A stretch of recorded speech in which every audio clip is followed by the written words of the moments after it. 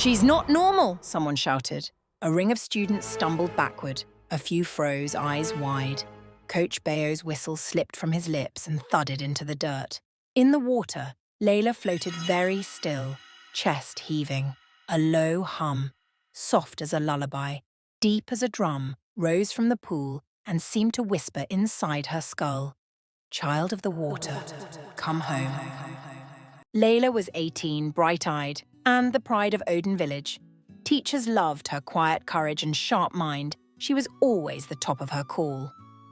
"That one will carry Odan's name far," the elders would say.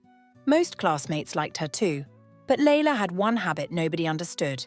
She treated water like a snake in tall grass. She never waded in the stream after school, never joined in when others washed their feet at the tap. She never went to the river to fetch water like other children. And when rain threatened, she ducked for cover before the first drop fell. The younger pupils joked. "Maybe she's made of chalk," they giggled. "Rain will rub her away." Only her best friend, Kemi, refused to laugh.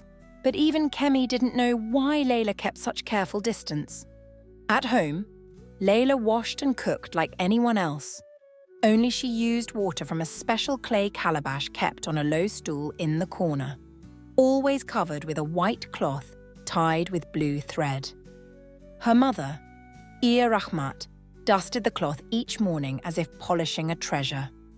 Her father, Baba Usman, called it the safe water. No visitor touched it, not even Kemi. When Layla was 7, curiosity finally burst from her like a trapped bird. "Mama, why can't I use the well like everyone?" Ia Rahmat glanced at Baba Usman. He nodded. "Tell her," he said. They sat Layla on a raffia mat. Ia Rahmat took her small hands. "Before you came," she began, voice thin with old sadness. "We waited and prayed. We visited healers and midwives until our feet learned every path in this land, and still no baby came. One night we went to Aro River and begged the spirit that guards it for mercy." Baba Usman stared at the floor. "The river mother answered, I nurse," he said. Her skin shone like new bronze, her hair flowed like night water. She promised a child, but we had to promise something too. "What promise?" Layla whispered. "That only safe water would touch you," her mother said. "No rain, no stream, no bucket that isn't blessed. If outside water touches you, the river will call you back. Your legs will change in the sight of people who won't understand." "Change?" Layla blinked.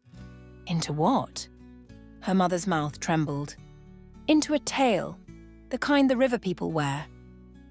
Layla didn't believe it. Not really.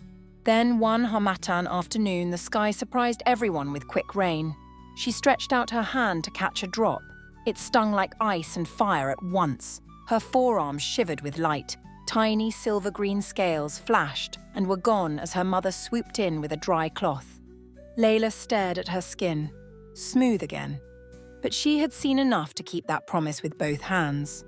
Odan School had 3 classrooms, a scraggly mango tree and, most unusual, a round learning pool dug years ago where a spring bubbled up. Coach Bayo taught floating and kicking there. The others splashed and sang. Layla sat with her socks rolled up, a book on her lap, feet well away from the stones. At first, Coach Bayo tried. "Don't be scared, Layla," he asked kindly. Layla smiled faintly. "No fear, Coach. Just no swimming." He shrugged and moved on. But the students didn't. Their curiosity lingered like shadows on the water. Kemi glided like a leaf on the water. "Look at me," she'd call. Layla clapped and grinned, ignoring curious glances, or pretending to. Not everyone wished her well. 3 girls, Tara, Bisi, and Kunmi, watched Layla with narrow eyes. They disliked the way teachers praised her essays. "She thinks she's a star," Tara muttered. "Or she's hiding something," Bisi said. Kunmi's smile was thin as a blade. "Then we'll find it." 2 weeks before the Festival of Wells, when Odan honoured every spring and river with dancing and a student swim show, the village head, Baba Odan, came to announce plans. Children cheered. Layla smiled politely and clapped, but her stomach tightened. Festival meant extra swimming practice, extra questions about why she never joined that afternoon by the gate, Tara whispered. Festival day. Bisi nodded. Everyone will be watching. Kunmi's eyes flashed. Perfect. Layla walked home with Kemi, stepping around puddles, counting how many turns until she could see the white cloth on the calabash again. She did not notice the 3 shadows lingering behind, neither was she aware of the plan forming they had for her. She just wanted to get home, but Faith and 3 jealous students were about to test her in ways she will never forget. Practice day burned bright. The spring reflected the sun like a round mirror. Coach Bayo blew his whistle. Star floats! Kemi waved from the shallow edge. Just once, Lila. I'm fine here, Layla said, opening her notebook. But Tara, Bisi and Kunmi were not smiling. They climbed from the pool and stride toward her. They had been watching and monitoring her for weeks. They knew she never went close to the water or even attempted to wash her hands from the school tap. Why do you always perch like a chicken? Tara asked. Scared? Bisi sing-songed. I don't like swimming, Layla said, standing. Then like this, Kunmi said, and shoved. The world tilted. Stone rushed. Water clutched her. For a heartbeat, she felt held as if the spring had arms. A cold shimmer raced up her legs, feet fused. Light flared under the surface, green and silver. Layla's mouth opened, but no sound came. The scales were already blooming along her skin like leaves after first rain. Where legs had been, a long river fin arced and glistened. She has a tail. She's a mermaid, a small boy squeaked, pointing towards the pond with his mouth open. Students screamed. Splashes stopped and the pond was empty within seconds. Then silence. Coach Bayo stood rooted, hands to his head. Layla floated, heart thundering. That low hum, older than drums, older than songs, filled her ears again. Child of the water, come home. Kemi's eyes were wet. Layla, I didn't know. Kemi, Layla said, voice shaking, fighting back her tears. Go, bring my mother.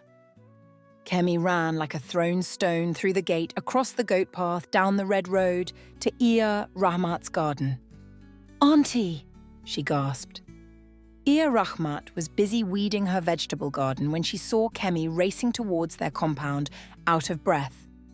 It's Layla at the pool. She's not like us. The hoe fell from Ia Rahmat's hand. She ran. By the time she reached the spring, a crowd had gathered. Children, teachers, women with market baskets, men who had followed the shouting. And there, in the clear water, was her child, not legs. A shining tail, green as new leaf, flashing like 1,000 tiny mirrors. Lila! Ia Rahmat cried, kneeling on the stones. Layla swam close, the water feathering at her sides. Tears salted her lips. I'm sorry, Mama, she whispered. I love you. But I think I have to go. No, the word broke. No, my child. I will not forget you. Layla kissed her mother's wet fingers. Then she turned, gathered herself, and with one firm sweep of her tail, slipped under. The glow dimmed. The surface smoothed. She was gone. The crowd held its breath. Some crossed themselves. Some prayed. Ia Rahmat stayed kneeling, tears falling soundlessly into the spring, as if she could send love along the water like a letter. And from that day on in Odan, the people spoke of Layla, the girl who avoided being wet, until water called her home. That evening, neighbours crowded her room. They offered yam and soup. She did not eat. They poured cool water. She did not drink.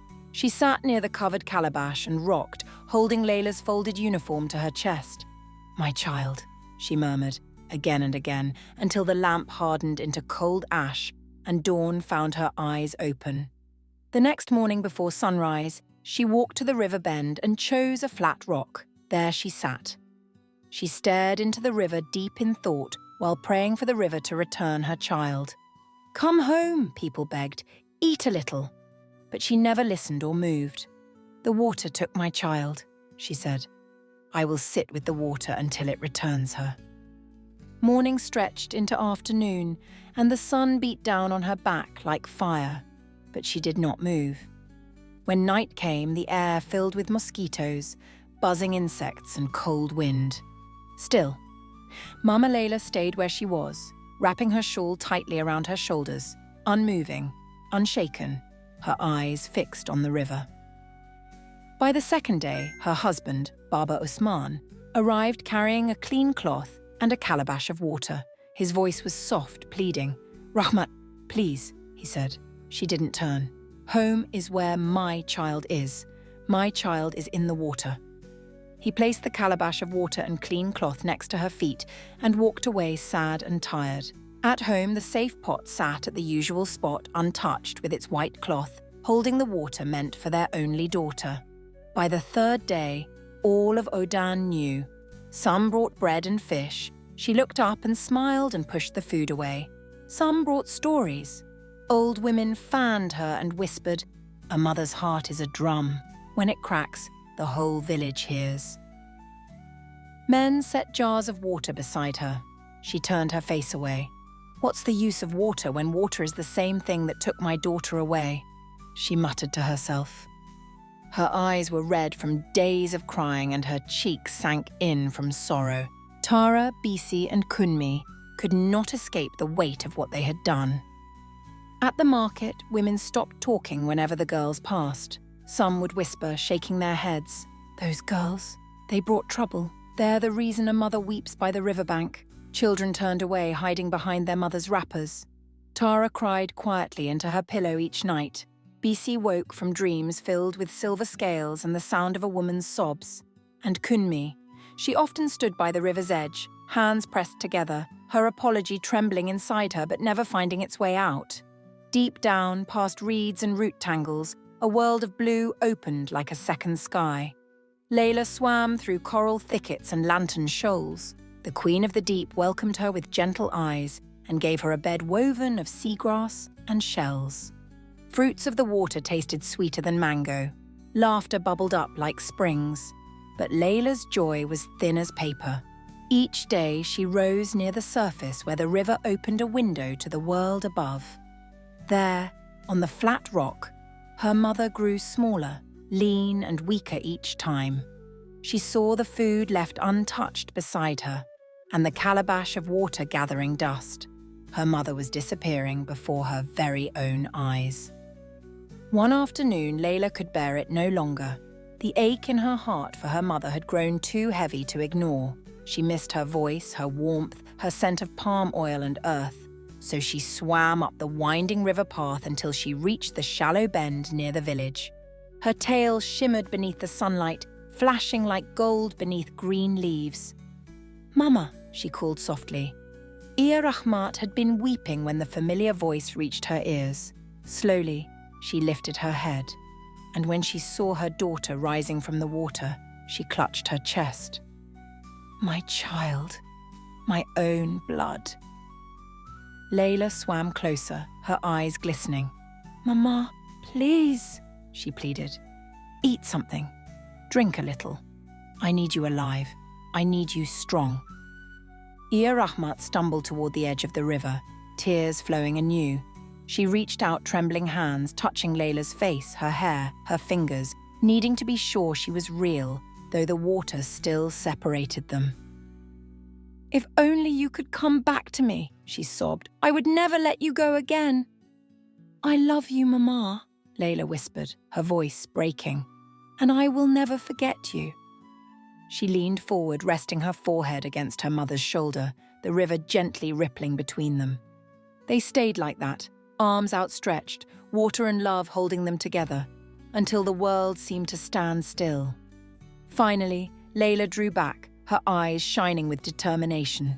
"I will find a way," she promised. Then, with one last look at her mother, she slipped beneath the ripples and swam swiftly toward the deep palace below. The queen sat straight on her coral seat, crown dim as moonlight. Layla's voice trembled. "Great Mother, my mother is fading. She has stopped eating or drinking water." Layla cried. "Please let me be human again." "You know the law," the queen said softly with sadness written all over her face. "Two worlds do not share one body. If I send you back, the river will not call you again." "I know, and I don't care. I only care about my mother and she's fading away without me," Layla said. "Steadier now." I choose land. I choose her. I choose my mother. The queen studied her. At last she lifted a pearl that glowed like a small moon. When the moon is full, the river will open. Step onto the stone and choose. Tail or feet, water forever or land forever. I have chosen, Layla said. Thank you. Back on the flat river rock, Iya Rahmat kept her vigil. Night after night, the moon swelled round and bright, like a promise slowly ripening. On the night it rose full and clear over Odan, even the river seemed to hold its breath. Layla, Iya Rahmat whispered into the silver glow, her voice rough from days without food. My child, wherever you are, hear me. Her words cracked, slow and heavy, as though each one cost her strength. I have searched the rivers in my dreams, she murmured. I have prayed, but you have not returned. Her tears slipped into the water, vanishing with the current. If you're out there, please, come home before my heart stops beating. She bent forward, pressing her forehead against her knees. The night wrapped around her like a blanket of silence, broken only by the soft drip of her tears into the river. Then, something stirred. A faint ripple brushed the surface of the water, then another.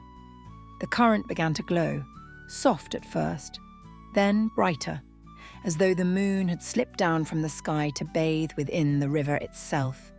Iya Rahmat slowly lifted her head. Her breath caught as the ripples turned to a swirl of silver light. From the heart of that glow, a figure began to rise, graceful, glistening, and heartbreakingly familiar. Layla, she whispered, her voice trembling. There she was, her daughter. The same gentle eyes she had kissed since babyhood, her face shining like a dream reborn. But from her waist down shimmered a long, beautiful tail of green and silver scales that caught the moonlight like 1,000 tiny mirrors. Mama? Layla's voice drifted over the water, soft but clear. Iya Rahmat clutched her chest, choking on a sob.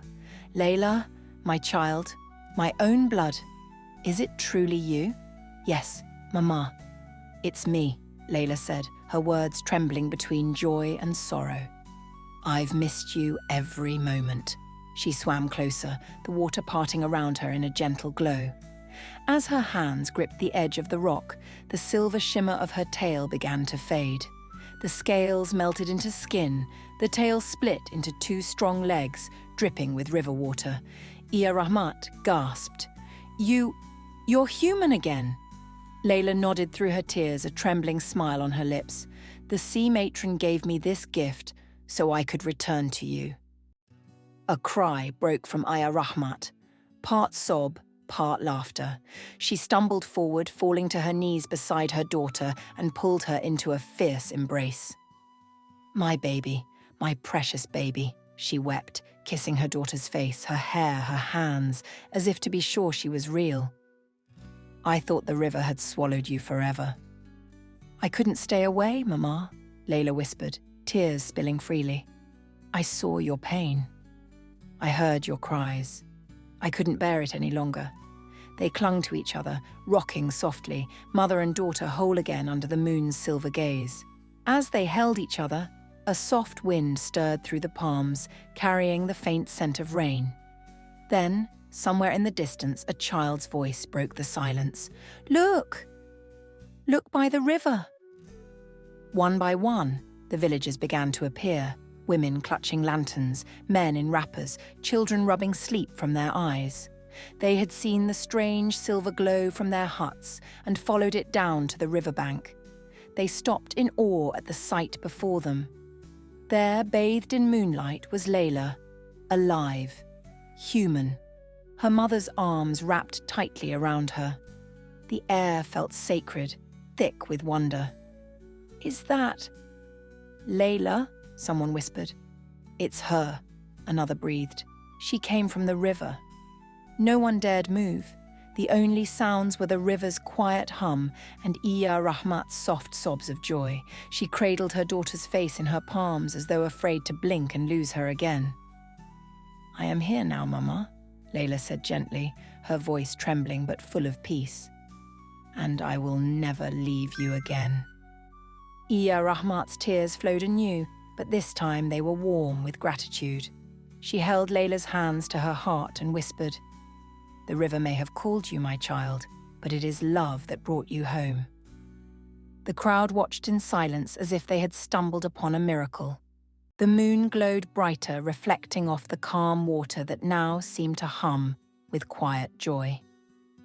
Hand in hand, mother and daughter rose from the flat rock and began walking toward the village.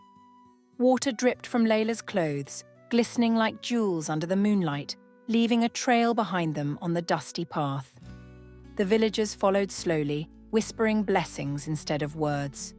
Even Baba Odan, the old village chief, leaned on his staff and murmured, "The river took her, but mercy has returned her."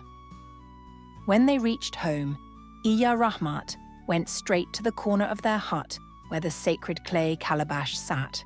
She filled it with fresh water and placed it before her daughter. "This," she said softly, her voice still trembling, "is the only water you will use from now on. But with love, not fear." Layla smiled and nodded. "I promise, Mama."